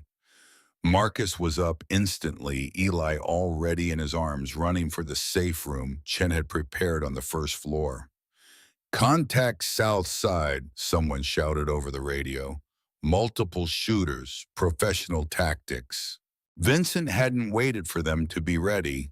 He'd come early, he'd come prepared, and he'd come with enough firepower to level the entire house. Marcus got Eli into the safe room. Reinforced walls, steel door, panic button that would bring every federal agent in Houston running. He sealed the door and turned back toward the chaos. Chen was in the hallway, weapon drawn, coordinating the response. Get in there with him. I'm not hiding while you handle this. Marcus, that's not. An explosion cut off the argument. The west wall of the house erupted inward, and through the smoke and debris, tactical figures poured in. Not Vincent's men in suits and professional gear. These were soldiers, real trained equipped combat operators. Wagner had sent everything they had. Marcus dove for cover as bullets tore through the living room. He came up with a weapon grabbed from a fallen agent, fired 3 controlled bursts, dropped 2 attackers in Wagner gear. The training from Iraq came back like muscle memory. Find cover, identified targets, controlled breathing, squeeze, don't pull. He moved through the house like smoke, protecting the hallway that led to Eli's safe room, dropping anyone who tried to get past him. Chen was beside him, back to back, 2 Marines falling into rhythm like they'd never left Fallujah. Tactical teams are 3 minutes out. We don't have 3 minutes. As if to prove his point, another explosion rocked the house, this time from above. They were coming through the roof, through the walls, a coordinated assault designed to overwhelm through sheer force. Fall back, Chen ordered into his radio. Defensive positions around the safe room. They retreated step by step, Marcus and Chen, and the 4 surviving agents forming a corridor of defensive fire that anyone would have to fight through to reach Eli. And then Vincent Crane walked through the front door. He moved with the casual confidence of someone who knew he had already won, flanked by 2 operators in full tactical gear. In his hand, not a gun, but a tablet showing a live video feed of Eli in the safe room, terrified and alone. How Chen started. You think you're the only one with surveillance technology, Vincent said pleasantly. I've been watching this house since you moved in, Agent Chen. Watching, waiting, learning your patterns. He held up the tablets so they could all see Eli's face, see the boy looking around frantically for Marcus, for rescue, for safety that wasn't coming. Here's what's going to happen, Vincent continued. You're going to open that safe room door. You're going to hand over the boy, and then we're all going to walk away from this unfortunate misunderstanding. No, Marcus said flatly. Vincent sighed. I was afraid you'd say that. He gestured and one of his operators pulled out a device that looked like a shaped charge. This will go through that door in about 15 seconds. The explosion will kill everyone inside the room, including, unfortunately, the boy. Or, he paused for effect, you can open the door. Marcus looked at Chen. Chen looked back and Marcus saw the calculation happening, saw the federal agent weighing lives and mission objectives and acceptable losses. There's no good choice here, Chen said quietly. There's always a choice, Marcus replied. He set down his weapon, raised his hands, walked toward Vincent Crane with a kind of calm that came from absolute certainty. I'll go with you, Marcus said. Me for the boy, let him go take me, and you get what you want. No more witness. Vincent studied him. The boy can still testify. He's 5 years old. His testimony won't hold up in court without corroboration. But I'm an adult, a veteran, someone with credibility. You kill me, make it look like I was unstable, suicidal, and the story becomes about a troubled biker who kidnapped a child. He could see Vincent considering it, running the angles. Plus, Marcus continued, I know everything, the Hayes investigation, the Wagner connection, Chen's task force. I'm worth more to you alive and talking than dead and martyred. It was a bluff, a desperate play, but Vincent's expression shifted, interested now. Open the safe room, Vincent commanded. Let me see the boy. Chen moved to the keypad, his hands shaking with either rage or fear or both. The door unlocked with a heavy click. Eli stood there, rabbit in hand, eyes wide and terrified. He saw Marcus and started to run forward. Stay there, buddy, Marcus said gently. Don't move. Eli froze, confused but obedient.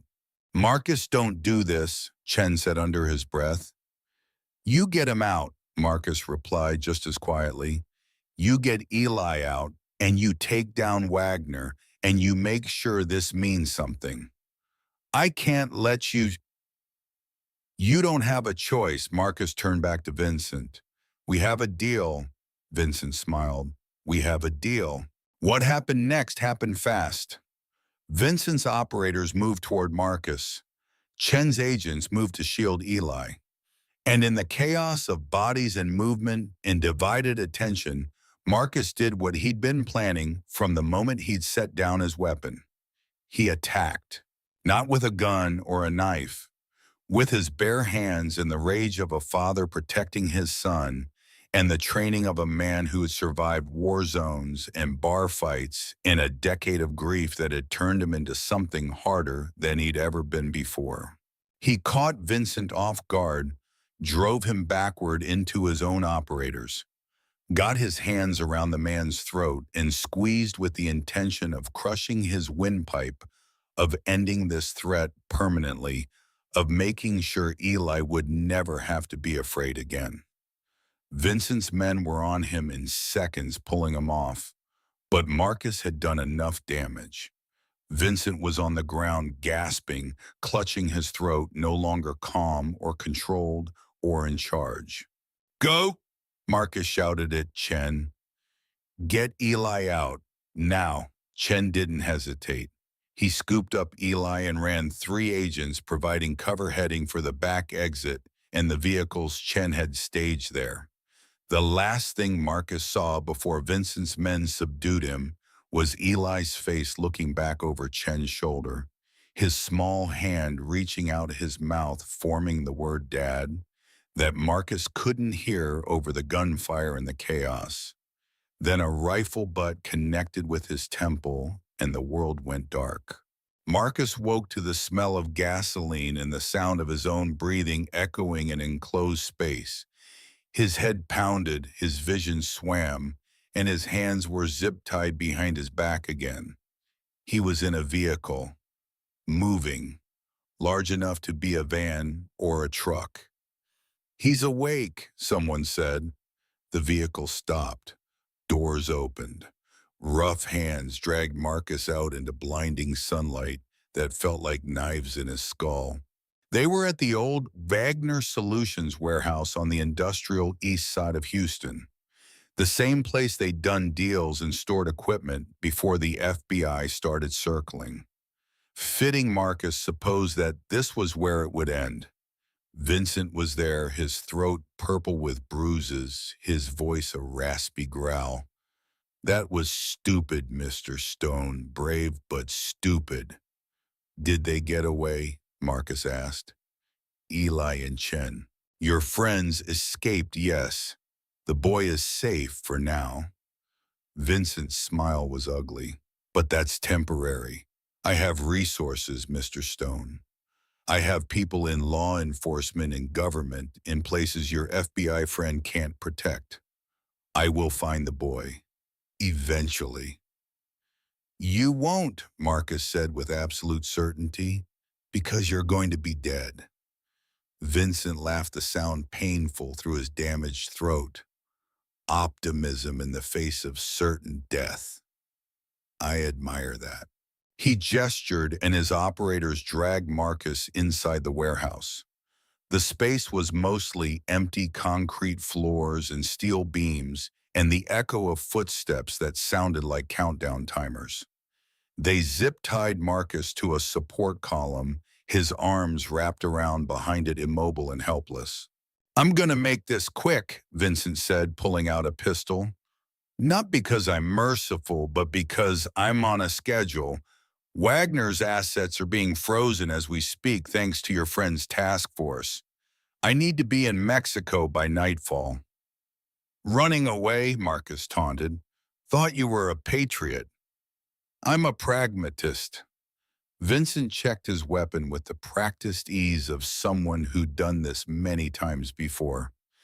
Tell me in your final moments, do you have any regrets? Marcus thought about Tommy, about the 10 years he'd wasted in grief and self-recrimination. Thought about finding Eli on that highway, about second chances and purpose, and becoming the father he should have been. No, he said honestly, no regrets. Really not even dying before you could save the boy.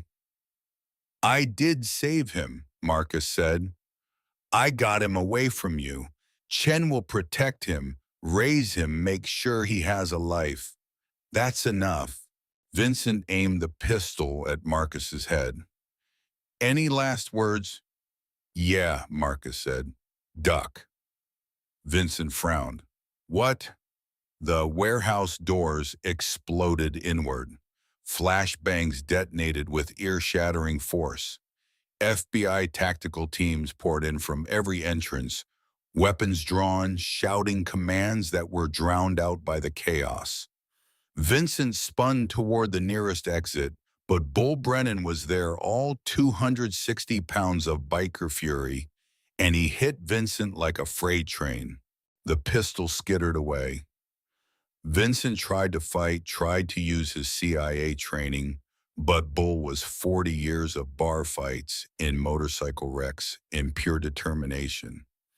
He pinned Vincent to the concrete and held him there until federal agents swarmed in with handcuffs. Chen appeared in Marcus's field of vision, knife in hand, cutting the zip ties. You good? Where's Eli? Safe house too. Loretta's with him. He's fine, Marcus. He's safe. Marcus slumped against the column relief flooding through him so intensely it felt like physical pain. How'd you know where to find me? Chen held up his phone, showing a blinking GPS tracker. You really think I'd let you walk into danger without insurance? I slipped a tracker in your pocket when you weren't looking. Sneaky. Thorough, Chen corrected. Now come on, let's get you checked out. They pulled Marcus to his feet, but he was already looking past them to where Bull held Vincent Crane pinned to the ground. The man who had killed Sarah and David Hayes, who'd tried to kill Eli, who'd orchestrated murders and cover-ups and called it patriotism.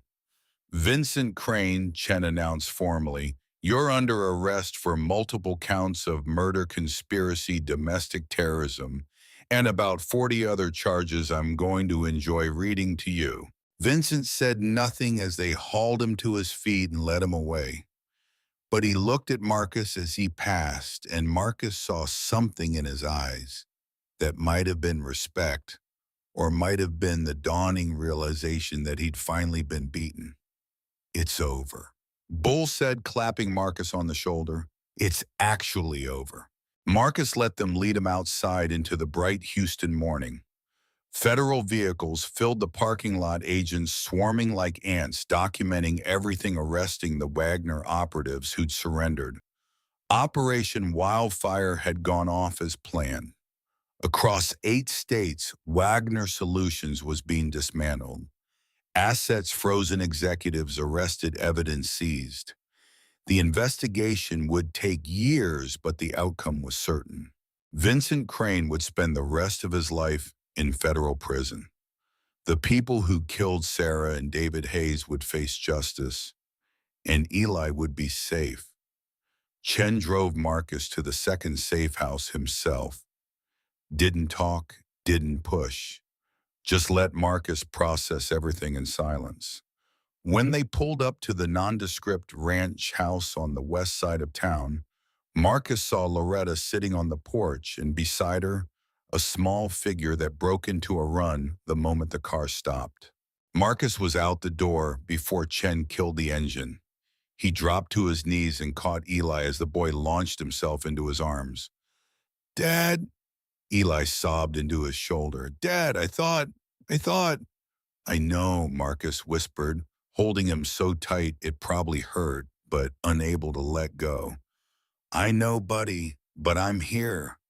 I'm here. They stayed like that for a long time, father and son kneeling in a stranger's driveway, while the sun climbed higher and the world kept turning, and something that had been broken for a very long time finally began to heal. 6 months later, Marcus stood in a courtroom wearing a suit that Bull had helped him pick out, one hand holding Eli's small hand, the other resting on Loretta's shoulder. Judge Patricia Morrison, a stern woman with kind eyes, looked down from her bench at the papers before her. "Mr. Stone," she said, "I've reviewed your petition for adoption. I've read the testimonials from Agent Chen, from Ms. Donovan, from the members of the Iron Brotherhood who vouch for your character and your commitment to this child." Marcus's heart pounded. Beside him, Eli squeezed his hand tighter. "I've also spoken with Eli," the judge continued, "at length about what he wants, what he needs, what he feels about this arrangement." She paused, and in that pause, Marcus saw his entire future hanging in the balance. "It's the opinion of this court," Judge Morrison said, "that Eli Hayes deserves a father who will love him, protect him, and provide him with a stable home. And it's clear from everything I've seen and heard that you are that father, Mr. Stone." Marcus felt his knees weaken. "Therefore, I'm granting your petition. Effective immediately, you are the legal guardian and adoptive father of Eli Stone." The courtroom erupted. Bull whooped from the back row. Loretta burst into tears. Chen smiled and nodded like he'd known all along how this would go. And Eli looked up at Marcus with a smile that could have lit up the entire world. "We did it," the boy whispered. "We're really a family." "We were always a family," Marcus replied, his own vision blurring with tears. "Now we just have the papers to prove it." Outside the courthouse, photographers from the local news captured the moment Marcus lifting Eli onto his shoulders, both of them grinning, surrounded by bikers in leather, and a grandmother figure in a floral dress, and a federal agent in a suit who'd made it all possible.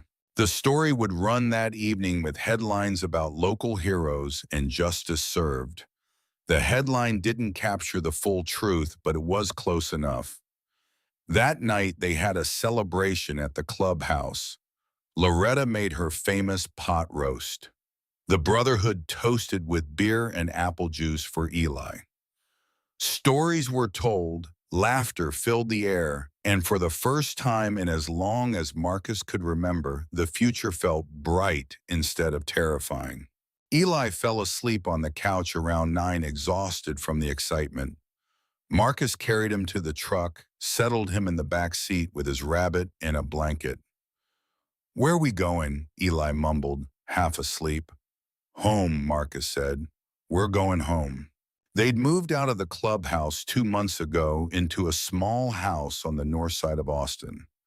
3 bedrooms, a yard, neighbors who were normal and boring and perfect. Marcus had gotten a job at a garage working on cars instead of just bikes, building a life that could support a child.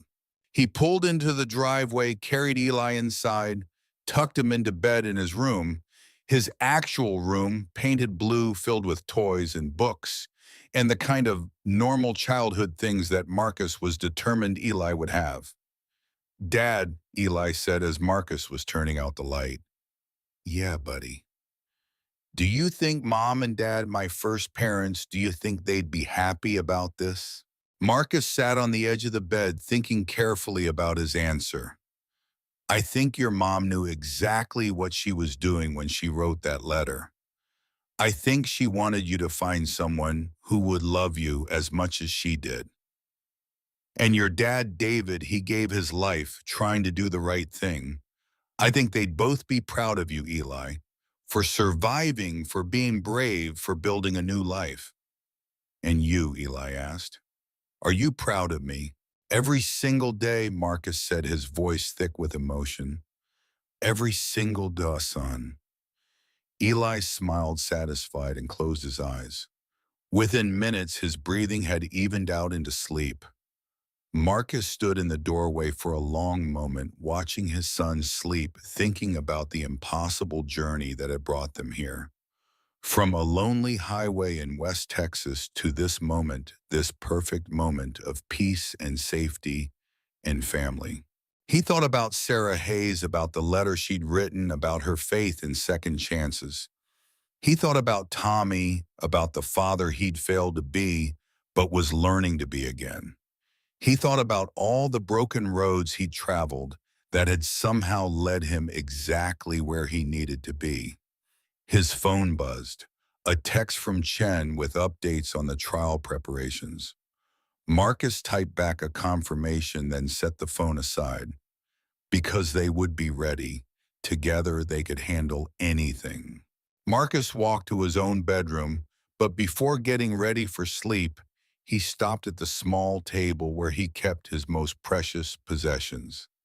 Tommy's photo, his military medals, and Sarah's letter framed now the words as powerful as the day he'd first read them.